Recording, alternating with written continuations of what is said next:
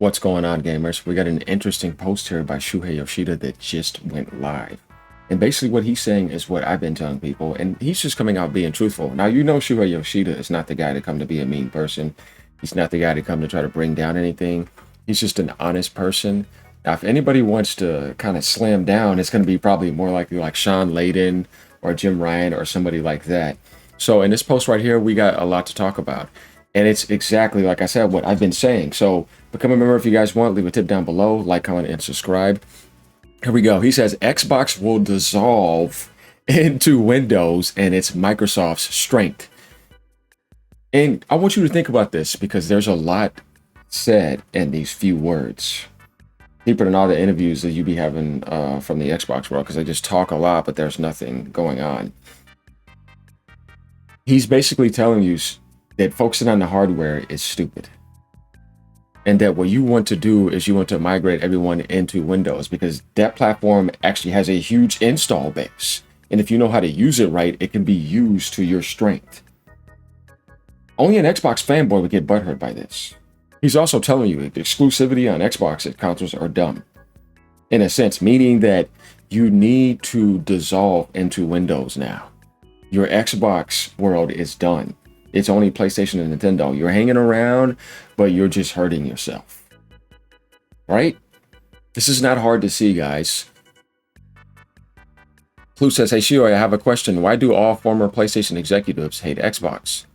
Yoshida does not hate Xbox. This is not hate. He's just basically saying, you know, with that little face. You know how Japanese are with it. I think that stuff's kind of funny. With that little face, Xbox will dissolve into Windows. And it's funny because he puts a closed and open parentheses because this is kind of like an open internal expression out on Twitter, like Xbox will dissolve into Windows. That's Microsoft's strength. You know what I mean? Like he's basically telling you, if you're thinking that Xbox hardware is something to be focused on, like I was trying to tell you in my video last night, you're kind of naive because it's not about Xbox hardware. They want to tell you that, but we all know that's a bunch of baloney. Xbox hardware is not attractive, definitely for the price that it is. I don't care what you think they're going to try. It's not going to work. Nobody wants to support Xbox because the brand is damaged and it's pretty much in the water. All they have left is publishing, and they need to use that to their advantage with Windows. Xbox consoles, like coming on the market again, like a PlayStation or a Nintendo, you can forget about that. Those worlds are over with. It's all about AI with this company. So you're saying that why do all PlayStation executives hate Xbox? The funny thing is Sony never tried to buy Xbox out of the industry. Like if you think about what Phil Spencer and them were trying to do, they were trying to buy PlayStation out of business. They thought they were. I think it was more like, why does Microsoft hate on PlayStation so much with all their puppets? Because I've supported all, but I had never hated on PlayStation like that. I was disappointed and annoyed with Sony. I didn't like some of the moves they did against Sega back then. Microsoft came in the industry to kind of like combat Sony. Remember, it was always that way around. Why do Xbox gamers and butthurt Xbox fanboys that go to PC grift against PlayStation so much and then flip-flop and become hypocrites and want the same things they want? And then when it seems like it may be working for them again, when it worked like that in the 360 era, all of a sudden they want to jump back to that and be okay and grift against Nintendo. And that's another question that should be asked. We need to do reverse psychology here because it's pretty bad. So I'm curious to see what some of these are going to say. Better question, why does all current Microsoft executives hate Xbox? Oh, that's even better. Oh my God, that made my day. And then this guy says more like the former ones. Bro, that doesn't mean that they love Xbox. That just means that they're playing a game with you. And it's not going to be with their heart all into it. Because if my heart was all into Xbox, then I fully want to support that exclusive world. Meaning all exclusives, dropping the price of the hardware. It's just all about you. Not really. This is a game here. Remember, this is a game being played. It's a mind game. You really have to wake up and see the bigger picture here. But this right here was absolutely hilarious. Why do all executives say Xbox? Yeah, because PlayStation didn't kill Xbox. You know what's so funny? Microsoft did. Sony stomped you. Yeah, they beat you legit. Even if Microsoft didn't make those mistakes, PlayStation still would have won, but you still would have been in the race and it would have been a hell of a show. So that actually is a phenomenal comment right there. Because Microsoft is the one that did that to Xbox. Remember that. So bad that it's impossible to recover. No matter what Sony did, no matter what Jim Ryan did, PlayStation is still healthy and it still got to 100 million. No matter what Nintendo tried to do, though they didn't make that many mistakes with the Wii or whatever, you can't kill Nintendo. You know what I mean? Like, they have such a strong love, you know, from the gaming community, from the world, that they are constantly supported. You can tell when somebody's doing a good job and they know what they're doing. Microsoft, no, because they're never a gaming company anyways. Never cared about gaming like you thought, because they took that 360 success and they tried to turn it into a TV DRM lockdown and kill physical back then. Telling you. And if you didn't see that at that time, that's when I don't realize that's when I realized, I'm like, okay, I think that they're never going to figure it out then. You know what I mean? So yeah, this question right here was amazing. Hey, Clue, why do you champion layoffs? Yeah, when did that? Don't get me started with that. $1 trillion company, right? Stuff right there. So yeah, the funny thing is, if Sony hated Xbox so much, they wouldn't even allow them to put their games on their consoles. They would just let them fall off. Sony actually eventually opened up. They put Helldivers on there. Their biggest multiplayer game. They're doing the exact opposite over here, but they're not in a position to allow that. And like I said, everything you see them do, I'm like, what are you doing? You need Gears to survive in this tough world where tanks come around 24/7. Definitely in the holidays. It ain't one big game, two big games, and waiting on a blockbuster midnight release line anymore, like in the 360 era. Man, you got games like Gears coming out in September every damn week. Some of them 2 times a week, and in October, and in August. How are you going to survive? I don't see how it's going to be possible. Yeah, you'll have a small hardcore community, but man, MBG said agreed. Project Helix seems to be the device to move Xbox console users over to a Windows PC gaming experience ultimately. Yeah, that's what I'm saying, because they don't have a choice. They can't play that game anymore. Makes sense given their current circumstances, and you could see why Microsoft would be happy with this outcome. Yeah, Microsoft. Yeah, exactly. Not the people who were like the diehard Xbox, you know, fans and stuff like that, because they still think somehow in their mind, because Gears somehow became a console exclusive, though they lie to you a lot. I wouldn't believe that fully until I see it. And Clockwork, which I think is relevant as an exclusive to do any damage, that somehow Xbox consoles are back or something, and they told you that the component costs are now times 5, times 4, and that Xbox hardware supply is limited. $1 trillion company telling you that? Kind of like NVIDIA telling you, I'm sorry, but the NVIDIA RTX cards, we're going to have to reduce the supply down. So you had the components to make a whole lot. No, you want to focus on AI. It's not about Xbox hardware. It's not about graphics cards and hardware. It's about AI feed. If you can't figure it out, I don't know what to tell you. You see this AI bubble. Who do you think is one of the biggest supporters for this AI bubble? Microsoft. Who do you think is angry that Google Gemini stumped their Copilot? Microsoft. Who do you think was angry they didn't get those deals last year over with Samsung and SK? Microsoft. They stormed out the building angry. It's all about getting that AI right. All the AI hires on Xbox. Because when that ship sinks and there's just publishing, you already got the AI people there to continue. That's what I'm trying to say. See the bigger picture here. Hey, you got people coming in the comments yesterday saying, oh, do you not comprehend? No, you don't comprehend. You're still a brainwashed Xbox fanboy that has not woken up from being brainwashed for over a decade. And you fall for the same thing over and over again. And you somehow think that they're going to try to bring back Xbox hardware. No, they're not. It's a lie. They're laughing over here. Twinwar says, you're probably right, Shuhei, but it would suck to have less competition in the console space. Xbox is not competition anymore. They were so anti-competitive that they went to hit the buy button and buy Activision. Because when you're really competitive, that means that you got the skills to compete. Microsoft does not have the skills to make gaming great. They destroy everything. That means you suck. You're not good at competing. When you're good at competing, when you get on that field, you make the whole team better. You don't need to hit no buy button. When you're really good at a game and you jump to this free-to-play game, you never bought anything. You wouldn't beat everybody in parsers, if you know what parsers is, or you're beating everybody in DPS, or you're beating everybody in PvP, and you're a free-to-play guy and you never bought anything.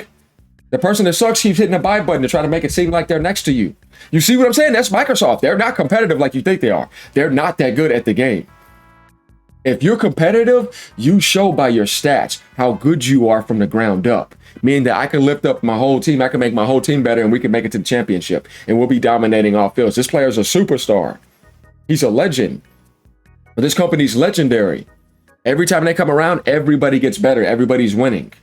How is Microsoft competitive? They're anti-competitive and they're anti-gamer and they're anti-consumer. They just monopolize and hit the buy button with the devil's currency. Because I'm telling you right now, they literally were in the position of Sega, except Microsoft was never no Sega. They did not make their own hardware like Sega did, to the extent of I got my own mascots and games coming with it at that degree. Sega could create. That's the closest company I ever saw back then that could compete with Nintendo. See what I mean? Compete with Nintendo. Sony couldn't compete with Nintendo in the sense of when I have my hardware, I'm going to be coming with nothing but first party to try to compete. Sony came a different way. And they took a bunch of people's developers that grew up on Nintendo, and some of them that grew up on Sega, and they had the CD trend going. They actually wanted to join Nintendo. And they had a whole bunch of third-party developers in the CD trend. Though, you know what I mean? Sony does a good job with third-party. I'll give you that. And then they came later on and started having exclusives and started to add into that. But the closest competition to Nintendo was Sega. They just couldn't sell like Nintendo, and they sucked with marketing and timing. And they made too many mistakes. But everybody knows what I'm talking about when I say this. So when you talk about competition, you really mean you're competing head to head. Xbox was only competitive in the 360 era. The original Xbox didn't sell that much, but I loved it. You know what I mean? Xbox One that generation was boring. And Series X, if you really think about it, only one generation that were truly competitive. That was in the 360 era. And they have Bungie. You see what I mean?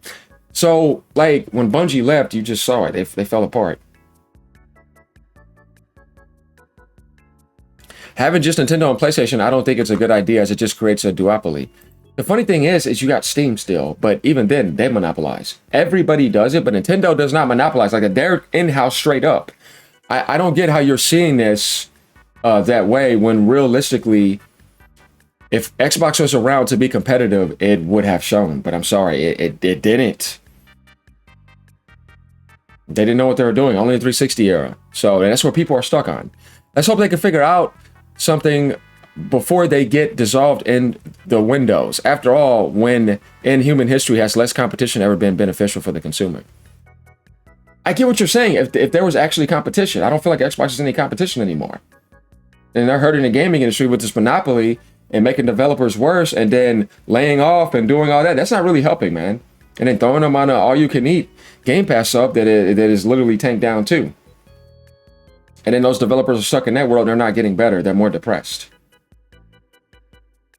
So, yeah, that's what most people with common sense have been saying for a while now. Yeah, I've said the same thing. The Xbox hardware is dead. Dreamcast guy's been saying it. There's a difference between saying that Xbox is dead in the sense of you have no publishing, you have no games, no companies. No, it's more like the hardware, the consoles, and the competition, and the idea of Xbox being alive. Like, it's not. That ended after Phil Spencer basically told you. Phil Spencer knew, like, he did the right thing a while ago. He already knew what needed to happen. And somebody coming in and trying to make it seem like you can reverse and do a better job, all you're doing is making a mess, to me. Because it's inevitable. You're moving to Microsoft Windows. It's Microsoft Corporation. It's not Xbox. It even tells you that when you go look at the games. They're still in control. Trust me. Don't think that somehow Xbox is coming back and it's going to be Xbox with leadership and it's all in the Xbox branch and Microsoft has just moved to the side. Yeah, right. No, don't be naive, please. Sony kicked you guys to the curb, but y'all still retain that deep programming. Sony beat them pretty bad because they made some dumb mistakes. They could have competed better if they knew how to compete better, right? But they suck at competition, like I said. It's war. The competition for worst takes by a former PlayStation executive about Xbox between Yoshida and Layden really is a race to the bottom. Okay. Yeah, Xbox is done, but as you point out, they have Windows and should go all in on optimizing it for gaming. Yo, what else are you going to do? So we kind of get an idea here about this post. It gets interesting. It gets a little spicy. Shuhei said it in the most nicest way possible. That's just how he is. Everybody knows this. I want you guys to let me know what you think about this. Is that your idea, Xbox dissolving into Windows, and it could be Microsoft's strength if they know what they're doing? Why do you think they've been trying to improve the Windows Store in the PC app? But even then, are you going to take anything from Steam? Because then you're going to be trying to compete with Steam in your world. This is the thing. You see what I mean? You're getting dominated in your own world if you want to do that. Every time you really think about a world that they're in, besides Windows, because they had to monopolize for that. If you guys don't know, look at the story of the 90s. What happened? Not what you think. Steam is dominating the gaming aspect in Windows. But Steam also needs Microsoft's install base. Steam never grew up with hardware like PlayStation and Nintendo did, and Sega. I'm trying to tell you, when you really look at things, you really realize how impressive it is in the Nintendo world and the PlayStation world, because they stood on their own. Steam never stood on its own. It's an app on a Windows install base that was massive, that they could grow on consistently. And they never gave you a ton of games yearly or any hardware. And when they did, it didn't do that much. Don't think that they're in the same bracket as Nintendo and PlayStation. It's not even close. But the Steam app is really good, yes. The deep sales were good, yes. They were friendly in certain ways, yes. But I don't know about looking at it that way now. I think the game has changed. So let me know what you guys think. Later.